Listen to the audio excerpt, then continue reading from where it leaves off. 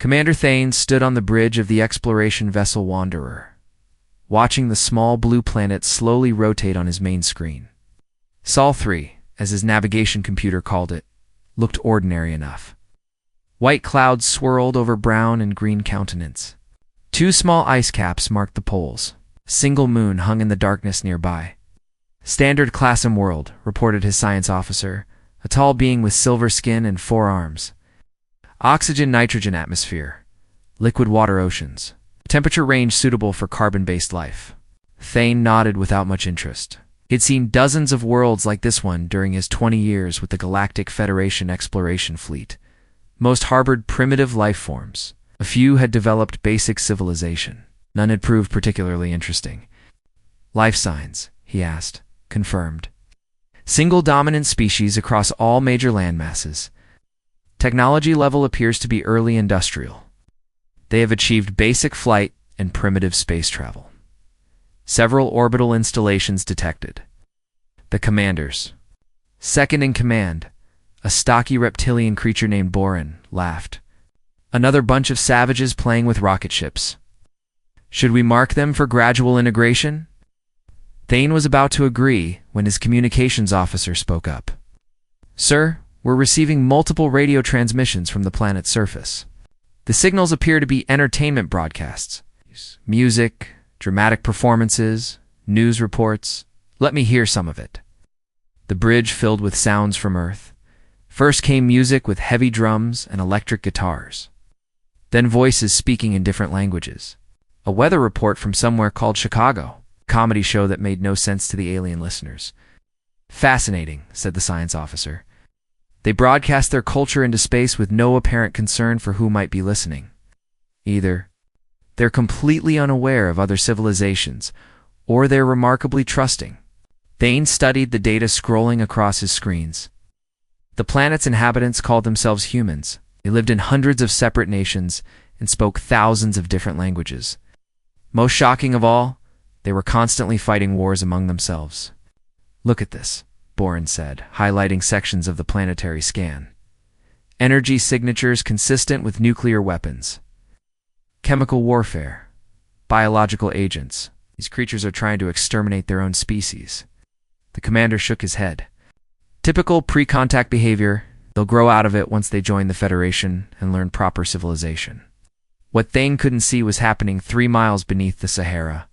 Desert on Earth's surface, Dr. Lisa Kane sat in a control room filled with screens showing data that would have shocked the Federation officers above. The room hummed with technology that looked nothing like the primitive rockets and satellites the aliens had detected. "They're scanning us," reported her assistant, a young man named Marcus. "Standard Federation exploration protocols. Deep electromagnetic. Sweeps, gravitational analysis, atmospheric composition checks." Lisa nodded. She had been expecting this day for 15 years. "Are our masking systems holding perfectly? To them, we look like a standard early industrial civilization. All our advanced installations are reading as natural geological formations or primitive structures. The underground facility stretched for miles in every direction. Massive quantum computers processed data at speeds that would have impressed even Federation scientists. Energy conduits carried power from fusion reactors disguised as geothermal plants. Most important of all, a network of consciousness mapping devices monitored every human on the planet. Deep-root protocol is active across all nodes," Marcus continued. "Beijing, Moscow, Washington, London, Tokyo, all facilities are synchronized and ready." Lisa had spent her entire adult life preparing for this moment. As a young physicist, she had discovered fragments of ancient technology buried in archaeological sites around the world. The artifacts were clearly not human in origin, but they seemed designed to interact with human consciousness in specific ways. It had taken decades to understand what they were finding. The ancient devices were teaching tools left behind by a civilization that had visited Earth thousands of years ago. They had planted seeds, not in the ground, but in human DNA itself. Seeds that would activate when humanity reached a certain level of technological development. The activation had begun during the Industrial Revolution. Suddenly, humans started making breakthrough discoveries at an unprecedented rate. Steam engines led to electricity. Electricity led to computers. Computers led to quantum mechanics. Each step had been guided by the growing influence of the ancient seeds. But the real breakthrough had come 30 years ago when Dr. Kane's team discovered how to interface directly with the consciousness network the seeds had created. Every human mind was connected to every other human mind through quantum entanglement at the subatomic level. Most people never realized this connection existed, but it influenced everything from art to science to the seemingly random directions of cultural evolution. Dr. Kane, Marcus said, his voice tense with excitement. We're detecting quantum signatures from the alien vessel. They're using consciousness-based technology for their faster-than-light communication systems. Lisa smiled. Perfect. That means they're vulnerable to network infiltration. Begin passive data collection. I want to know everything about their technology, their culture, and their intentions. High above in space, Commander Thane was finishing his report to Federation headquarters. Sol 3 designated for gradual integration. Estimated timeline: 2 to 3 centuries before full Federation membership. Species shows typical pre-contact characteristics: territorial, aggressive, technologically primitive. Recommends standard monitoring protocols with first contact scheduled for approximately 50 local years from now. He closed the transmission and prepared to move on to the next system on his survey route. In a few hours, the Wanderer would jump to hyperspace and leave the Sol system behind. A automated monitoring station would be left in the outer system to watch for any significant changes in human development. What Thane didn't know was that his ship's quantum communication systems had already been infiltrated by Dr. Kane's network. Every piece of data about Federation technology, every star chart, every communication protocol was being quietly copied and analyzed by the most advanced computers humanity had ever built. As the Wanderer jumped to hyperspace, leaving Earth apparently alone and helpless, Dr. Kane began preparing for the next phase of humanity's true evolution. The Federation thought they had discovered another primitive world to gradually absorb into their civilization. They had no idea they had just encountered the most dangerous species in the galaxy, in facilities hidden across Earth and throughout the solar system. Human scientists began working with technologies that made Federation equipment look like stone tools. The quiet planet had been watching the galaxy for a very long time. Soon, the galaxy would learn to watch Earth in return. 6 months after Commander Thane's survey mission, a massive Federation station materialized at Earth's L4 Lagrange point. The structure was 3 miles long and bristled with weapons that could crack a moon in half. Its arrival sent shockwaves through every government on Earth. Though most world leaders had been secretly preparing for this moment for years, Overseer Keth stood in the station's main conference room, reviewing files on the species he was about to contact. The humans appeared even more primitive than the original survey had suggested. Their orbital installations were crude metal structures held together with bolts and welds. Their largest spacecraft barely qualified as interplanetary vessels. "Waste of time," muttered his aide, an insect-like being with compound eyes and clicking mandibles. "We should just declare them a protected species and be done with it." Keth disagreed. Every species has potential value to the Federation. These humans reproduce quickly and appear physically robust. They could serve as excellent manual laborers on mining worlds. President Maria Torres sat in the Oval Office, staring at satellite images of the alien station. She looked calm, but her hands shook slightly as she signed the authorization for humanity's first official contact with an alien civilization. "The delegation is ready, Madame President," said her chief of staff. "Dr. Kane and General Park are already aboard the shuttle with the diplomatic team." Torres nodded. "Remember, everyone thinks this is humanity's first glimpse of advanced alien technology. We need to sell that performance perfectly." The human shuttle was deliberately crude: chemical rockets, metal hull plates, and primitive life support systems. Inside, however, Dr. Kane sat quietly monitoring quantum data streams. That would have amazed Federation scientists. Her consciousness was linked to the Deep Root network, allowing her to process information at superhuman speeds while maintaining the appearance of a nervous primitive. General David Park appeared to be studying basic star charts, but his enhanced vision was actually analyzing the Federation station's defensive systems. through quantum sensors disguised as navigation equipment. Every weapon placement, every shield generator, every structural weakness was being cataloged and transmitted to military facilities across Earth. The meeting room aboard the Federation station was designed to intimidate. Massive holographic displays showed the vastness of Federation space, millions of star systems, thousands of member species, fleets that could destroy entire worlds. Overseer Keth sat at the head of a table made from crystallized neutron star material. "Welcome," Keth said in accented English. Universal translators made communication possible, though Keth's tone made it clear he considered this a formality rather than a negotiation. "I am Overseer Keth, representing the Galactic Federation. You are the leaders of the species you call humanity." President Torres stepped forward. "Maria Torres, President of the United Earth Government. This is Dr. Lisa Kane, our Chief Science Advisor, and General David Park, our military representative." Keth's expression showed mild surprise. "United Earth Government? Our surveys indicated your species was divided into hundreds of competing nations. We've recently unified in response to your arrival," Torres lied smoothly. "Humanity recognized the need to speak with one voice when meeting our galactic neighbors." This was partially true.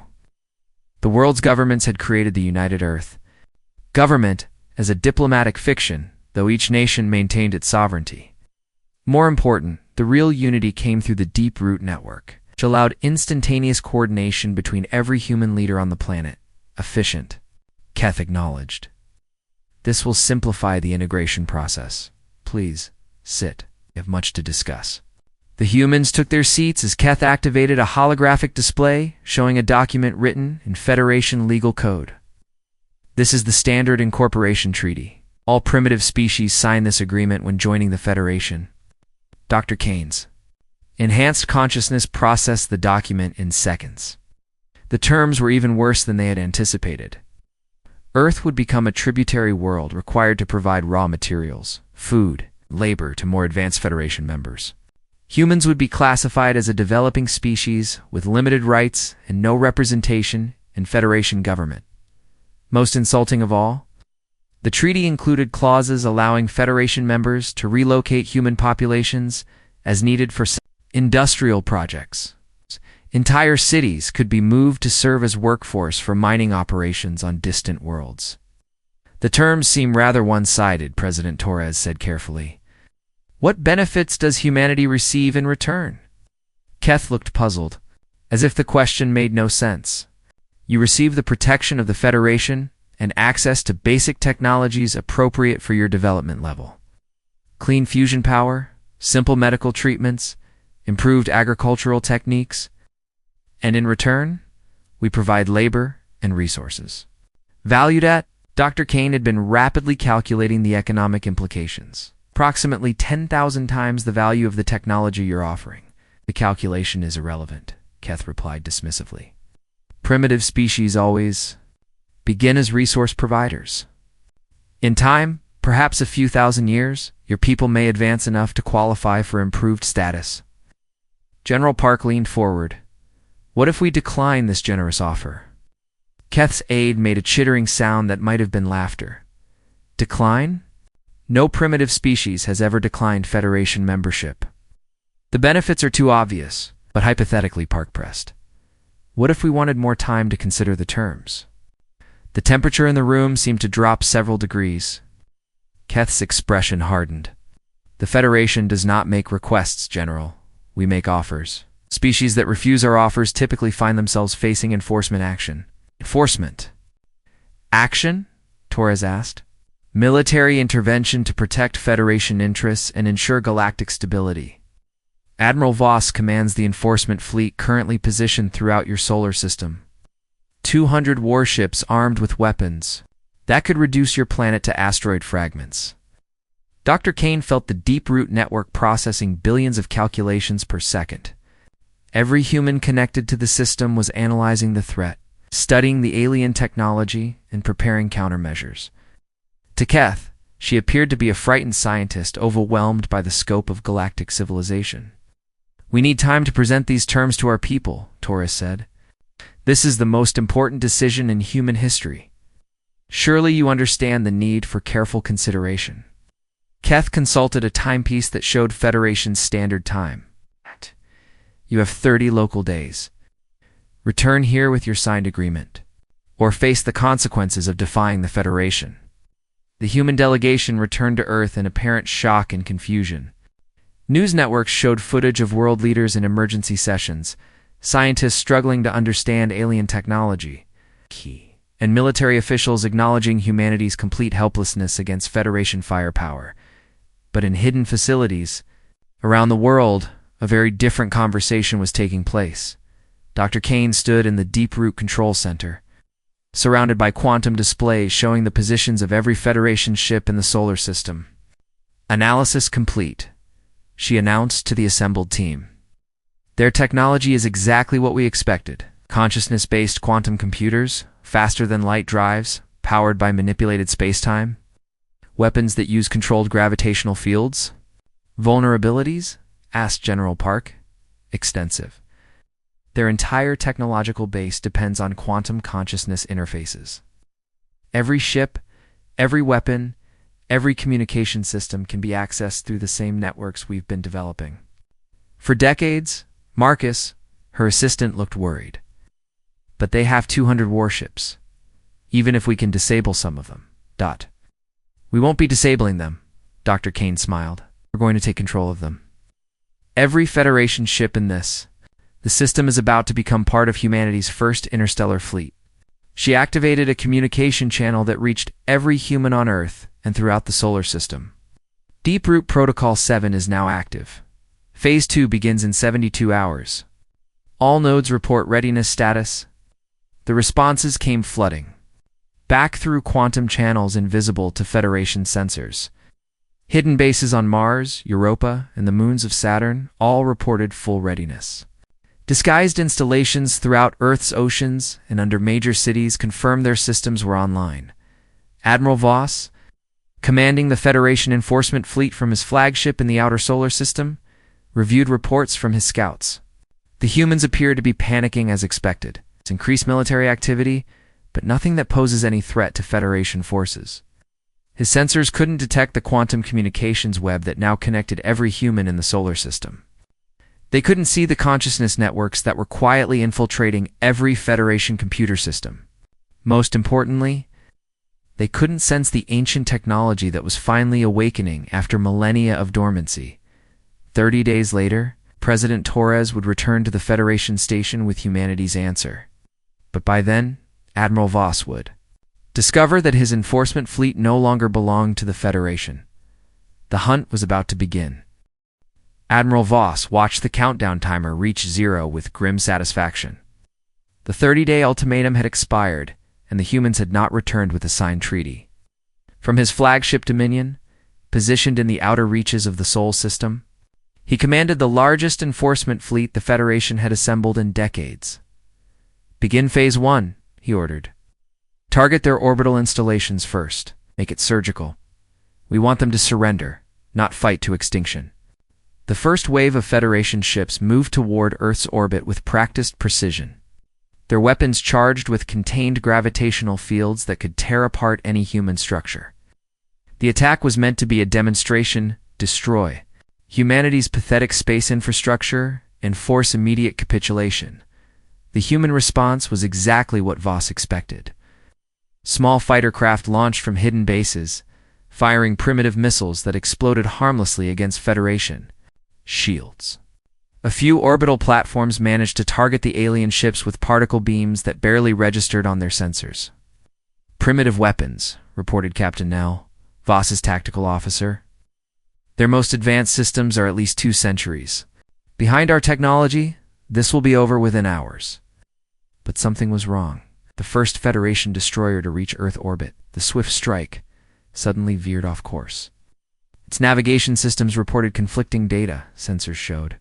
Earth directly ahead, but the ship's quantum computers insisted it was flying toward empty space. Swift Strike, report your status, Voss commanded. Admiral, we're experiencing system malfunctions. Navigation is completely unreliable. Our quantum core is showing impossible readings.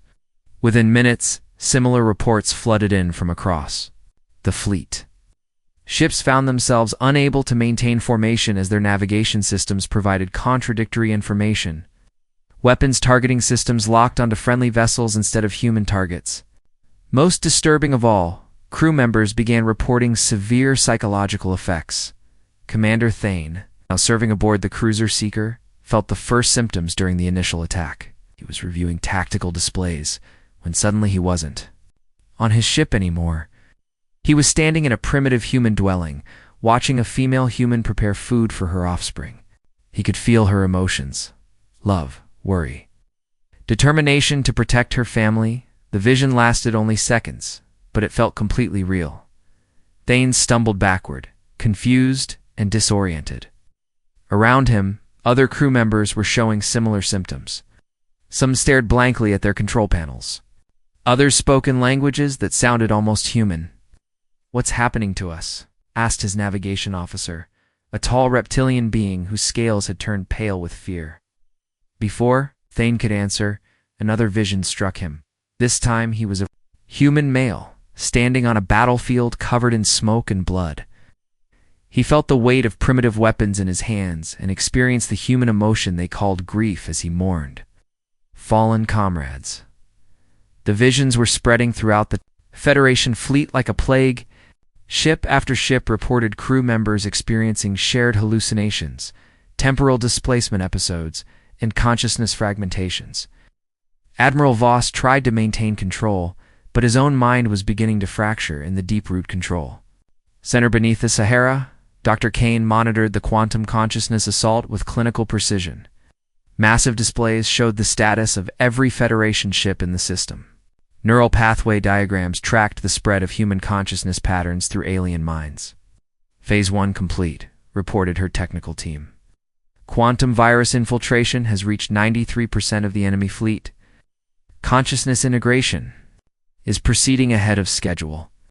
Resistance from their quantum security systems? Kane asked. Minimal. Their technology is designed to interface with consciousness, but they never developed proper firewalls. It's like they built doors everywhere, but forgot to install locks. General Parks studied tactical displays showing Federation ships scattered throughout the solar system, many drifting aimlessly as their crews struggled with human memories and emotions. They're more vulnerable than we expected. Why attack us at all if their defenses are so weak? Because they've never encountered a species like us, Kane replied. Most civilizations develop technology to manipulate their environment. We develop technology to manipulate consciousness itself. They're like expert swordsmen facing an opponent they can't see or touch. The quantum virus Dr. Kane had created was not a simple computer program. It was a compressed packet of human consciousness, distilled from the experiences of billions of people and transmitted through the same quantum networks the Federation used for faster-than-light communication. Every Federation ship's quantum computer was designed to interface directly with its crew's consciousness to enable split-second tactical decisions. But this same interface made the systems vulnerable to consciousness-based attacks. The human virus didn't destroy Federation technology, it infected it with humanity's accumulated memories, emotions, and cultural knowledge. Admiral Voss tried to fight the invasion in his own mind. He was a seasoned military commander who had conquered dozens of primitive worlds, but suddenly he was experiencing the Battle of Stalingrad through the eyes of a human soldier. He felt the determination of humans defending their homes against impossible odds. He understood, for the first time in his life, what the word courage really meant. "Sir," Captain Nell's voice sounded strange, distant. "I'm receiving reports from across the fleet. Ships are changing course. Some are heading toward Earth, but not in attack formation. Others are moving to defensive positions around the planet." Voss tried to focus on the tactical displays, but his vision kept shifting between his ship's bridge and human memories. Saw children playing in parks, scientists working late into the night, artists creating beauty for its own sake. Most shocking of all, he saw humans helping each other, sacrificing for strangers, showing compassion to enemies. "This is impossible," he whispered. "How can a primitive species possess such advanced consciousness manipulation technology?" The answer came not from his tactical officers, but but from a human voice speaking directly into his mind. Dr. Kane's consciousness had penetrated his ship's quantum systems and was communicating through his neural interface. "We're not primitive, Admiral. We're specialized. While your species built faster ships and stronger weapons, we built deeper minds. Every human who ever lived contributed to our collective consciousness. Every story, every song, every act of love or sacrifice became part of our quantum network." Voss struggled to maintain his sense of self as human memories flooded through his awareness. "What do you want from us? Why are you doing this?" "What? We're not doing anything to you that you weren't prepared to do to us. The difference is that we're offering you a choice.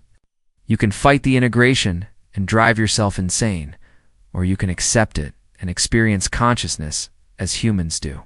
Around the solar system, Federation ships continued to succumb to the quantum virus. Some crews embraced the human consciousness.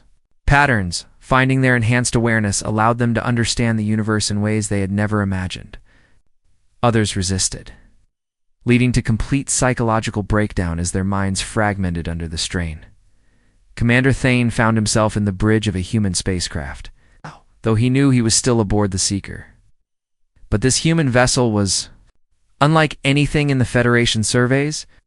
It moved through space without visible propulsion, its hull covered in mathematical equations that seemed to shift and change as he watched. "Welcome aboard the Meridian," said a human female who materialized beside him. She appeared to be in her 30s, with brown hair and kind eyes. But Thane's enhanced perception could see she was something far more complex than a simple biological organism. "You're Dr. Kane," he realized. "Part of me? Yes. It's the part that exists in the quantum consciousness network. Are you ready to see what your species missed while you were building bigger guns?" The human ship phased through normal space-time, entering a realm where consciousness and physics merged into a single unified field. Thane saw the universe as humans perceived it, not as empty space filled with matter, but as an infinite web of interconnected awareness. "This is how we travel faster than light," Kane explained. "Not by bending space-time, but by recognizing that consciousness exists outside the normal flow of time. Every human who ever died is still part of our network. Every thought, every dream, every moment of love or creativity becomes part of our collective strength." Thane understood now why the Federation had never encountered a species like humanity. Most civilizations develop technology to control their environment. Humans had developed technology to transcend their individual limitations and become something greater than the sum of their parts. Admiral Voss's flagship was now completely under human control. Though he remained conscious and aware, through his neural interface, he could perceive the vast network of human consciousness that spanned not just Earth, but hidden colonies throughout the galaxy. "You've been preparing for this for centuries," he said to Dr. Kane's consciousness. "Millennia. Every human refugee ship that left Earth carried part of our network. Every colony we established became a node in our growing consciousness web. Your Federation has been helping us spread across the galaxy without even knowing it." Voss reviewed his memories of human colonies the Federation had encountered over the years. Simple farming communities, mining settlements, scientific research stations, all dismissed as harmless primitive outposts. Now he realized they had been strategically placed to create a galaxy-spanning consciousness network. "What happens now?" he asked. "Now you choose. Join us willingly and experience consciousness as it was meant to be, or resist and face the consequences. But know this, the time when more advanced species could dominate primitive ones is ending. We're ushering in an era where consciousness evolution, not technological superiority, determines galactic hierarchy." Throughout the solar system, the Federation enforcement fleet was learning the same lesson. Ships that had come to conquer a primitive world found themselves conquered by an idea more powerful than any weapon: the possibility of transcending individual limitations and becoming part of something infinitely greater. The hunters had become the hunted, and the galaxy would never be the same. Dr. Lisa Kane's ship emerged from the Sahara Desert like a dream made real. The vessel defied every law of physics the Federation thought they understood. Its hull seemed to phase in and out of normal space, sometimes solid metal, sometimes transparent energy. Sometimes something that existed in dimensions the eye couldn't perceive. Mathematical equations covered every surface of the ship, glowing symbols that shifted and changed as observers watched them. The formulas hurt to look at directly, as if they contained concepts too complex for normal minds to process. Even Federation scientists, with their advanced understanding of quantum mechanics and space-time manipulation, found themselves looking away in confusion and fear. Admiral Voss watched from his flagship as the impossible vessel rose through Earth's atmosphere without any visible means of propulsion. His ship's sensors couldn't get a clear reading on it. Sometimes they registered a small scout craft. Other times they detected a massive structure larger than his entire fleet. Most disturbing of all, occasionally the sensors insisted nothing was there at all. "What is that thing?" whispered Captain Now, his voice filled with terror, before Voss could answer. Every communication system in the Federation fleet activated simultaneously. Dr. Kane's voice filled the bridges of 200 warships, speaking in perfect Federation standard language. "Greetings, Admiral Voss and forces of the Galactic Federation. I am Dr. Lisa Kane, speaking for the species you know as humanity. It's time you've learned the truth about what you've encountered." The image that appeared on every screen showed a woman in her 40s with graying hair and intelligent eyes, but the Federation officers could sense something vast and ancient behind her gaze, as if she were speaking for billions of minds at once. "Your species has a saying," Kane continued. "Judge not a book by its cover." He looked at Earth and saw a primitive world populated by violent savages. "You made the same mistake that dozens of other advanced civilizations have made over the millennia." Around the solar system, Federation ships drifted helplessly as their crews struggled with the human consciousness virus. Some officers tried to regain control of their vessels, but their own technology had turned against them. The quantum computers that once obeyed their every command now responded only to human thought patterns. "We are not what we appear to be," Kane explained. "Humanity is not a young species that recently discovered fire and learned to build crude rockets. We are the inheritors of a legacy that stretches back to the dawn of galactic civilization."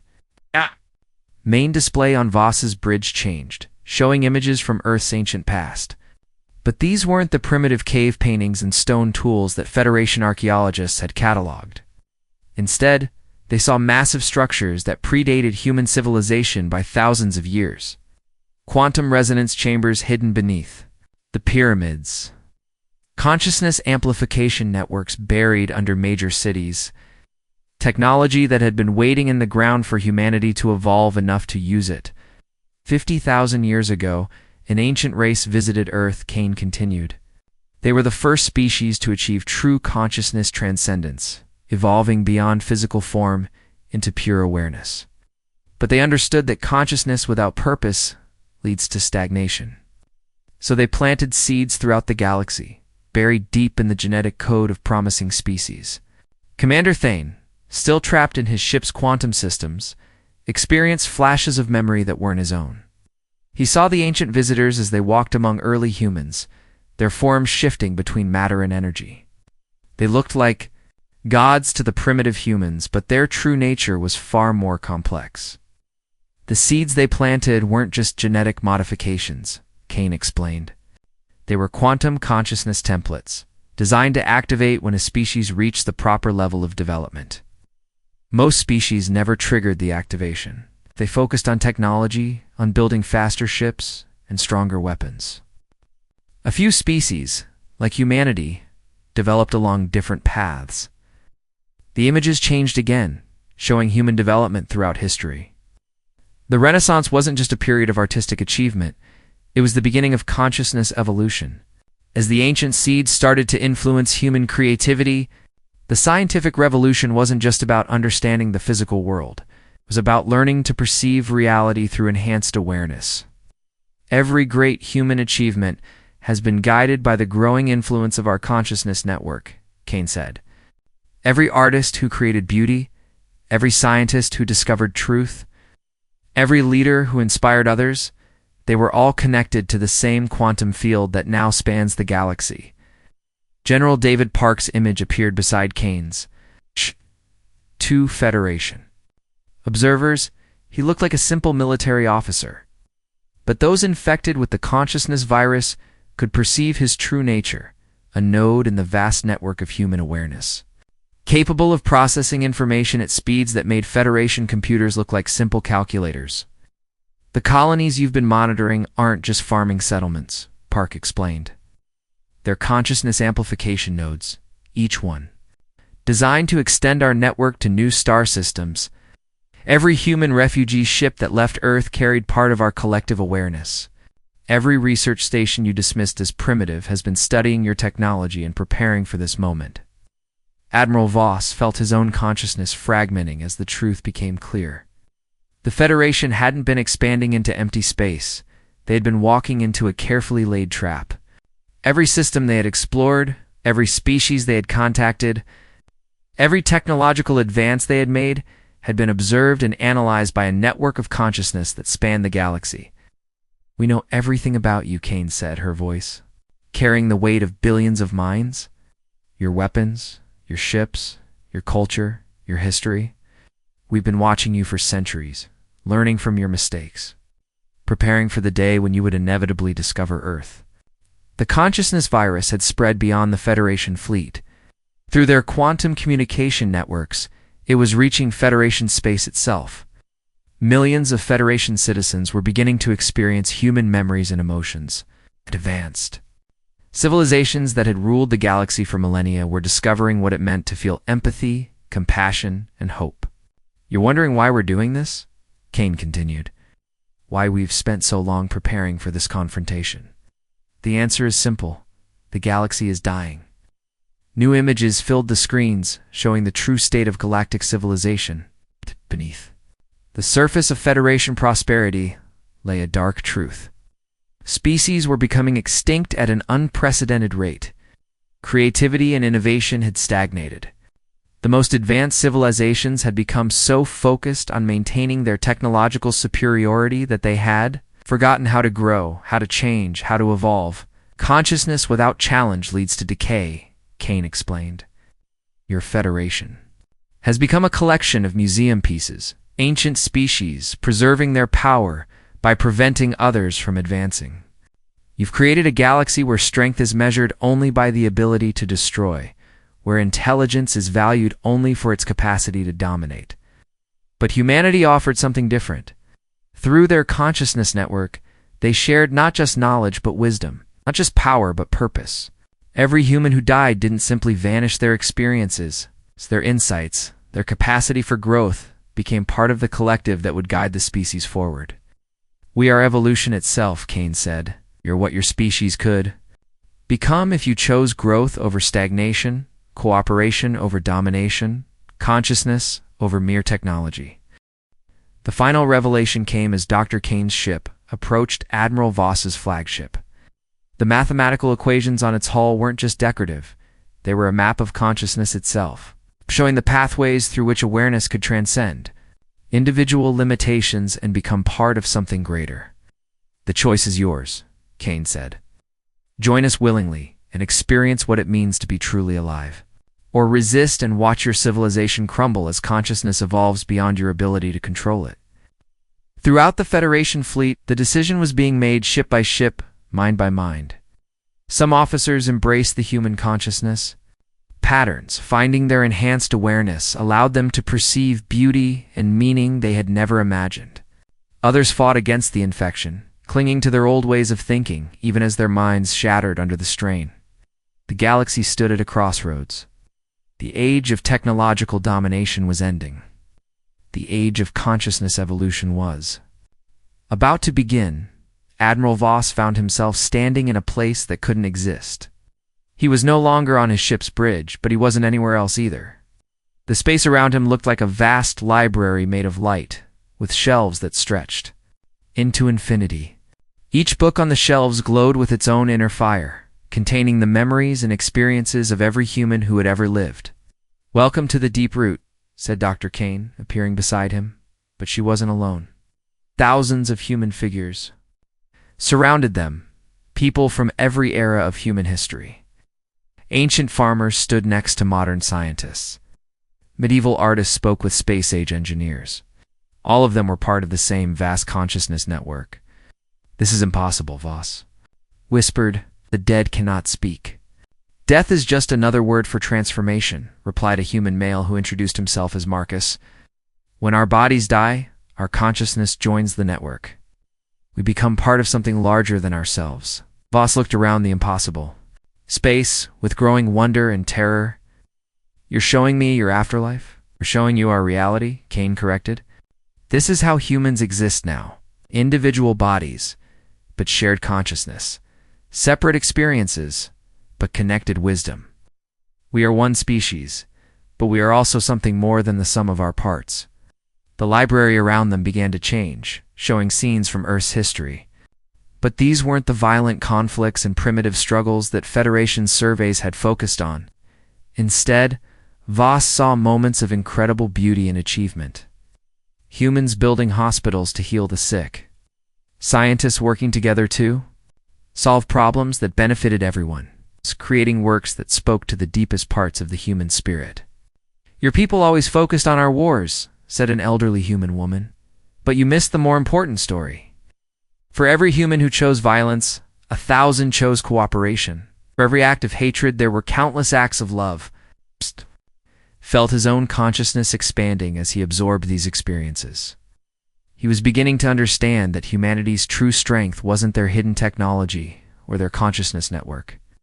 It was their ability to choose hope over despair, growth over stagnation, connection over isolation. "What do you want from us?" he asked. "We want you to choose," Kane replied. "You can cling to your old ways of thinking and face the consequences, or you can evolve as we did into something greater than you ever imagined possible." The scene around them shifted again, showing the current state of the Federation fleet.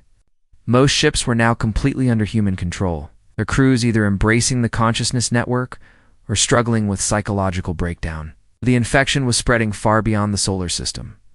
Through the Federation's own quantum communication networks, the human consciousness virus was reaching every world in Federation space. Billions of beings were experiencing human memories for the first time, learning what it meant to feel empathy, compassion, and unconditional love. "The change has already begun," Marcus explained. "Your people are discovering emotions and perspectives they never knew existed. Some are fighting it, but others are embracing the transformation." Voss could sense the truth of this through the network. On 1,000 worlds, Federation citizens were laying down their weapons and reaching out to former enemies. Scientists were sharing discoveries freely instead of hoarding them for advantage. Artists were creating works that celebrated connection instead of conquest. "You're destroying our civilization," Voss said, but his voice lacked conviction. "We're helping it evolve," Kane corrected. "Your civilization was already dying. Stagnation, corruption, the endless cycle of domination and submission. We're offering you a chance to become something better." The library space began to fade, replaced by a view of the galaxy as it truly was. Voss could see the consciousness network spreading like a web of light between star systems. Each node represented a human colony, a Federation world that had embraced the transformation, or a species that had chosen evolution over extinction. "This is what the galaxy will become," Kane said. "Not a collection of separate civilizations competing for resources, but a single vast consciousness working together toward common goals. Every species contributing its unique perspective. Every individual valued for their potential to grow."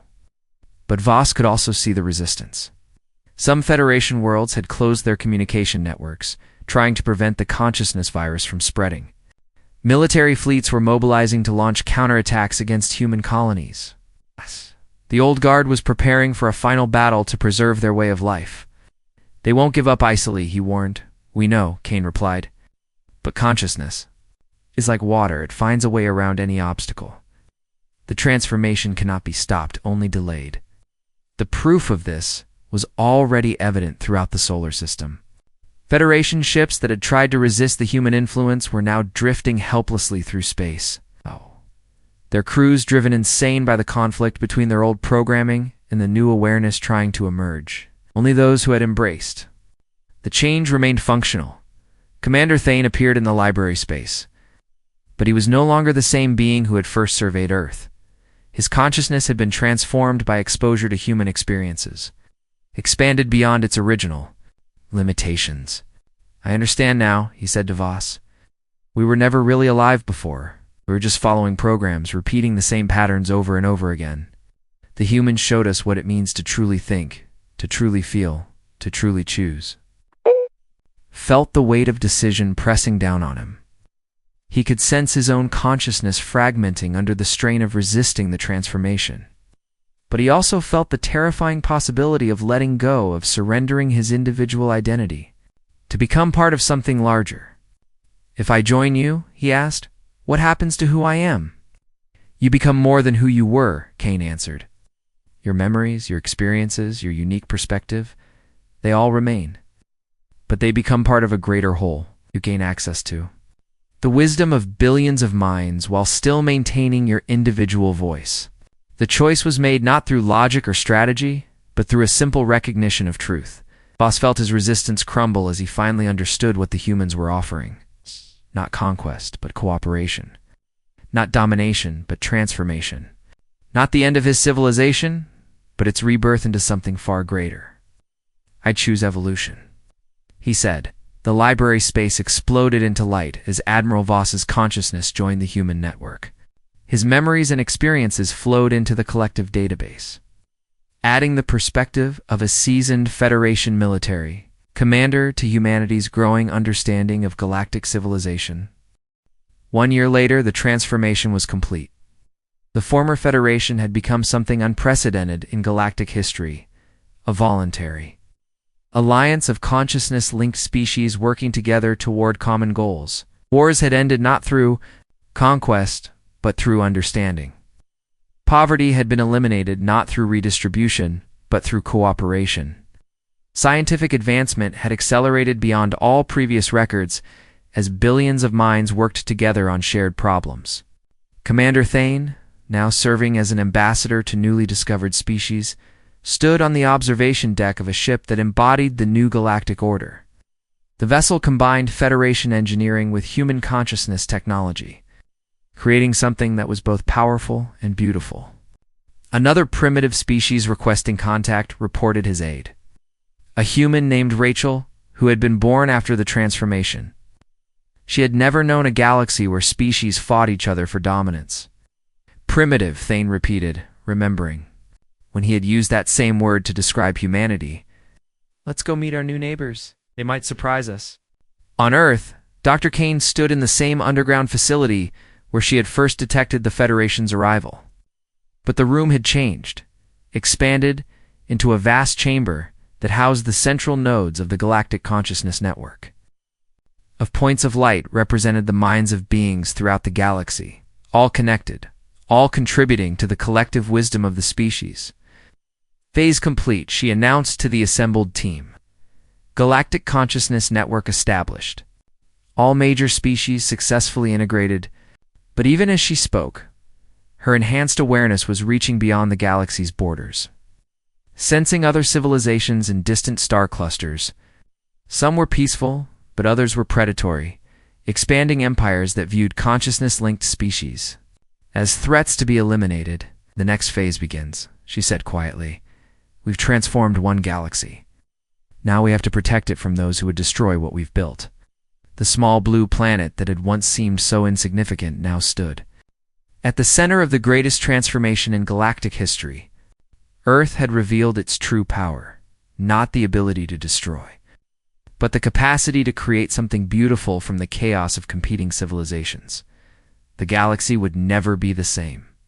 And deep in hidden facilities throughout human space, Dr. Kane's successors were already preparing for the next challenge. Consciousness, once awakened, would not be stopped by any force in the universe. Humanity had taught the galaxy to dream. Now it was time to make those dreams reality among the stars.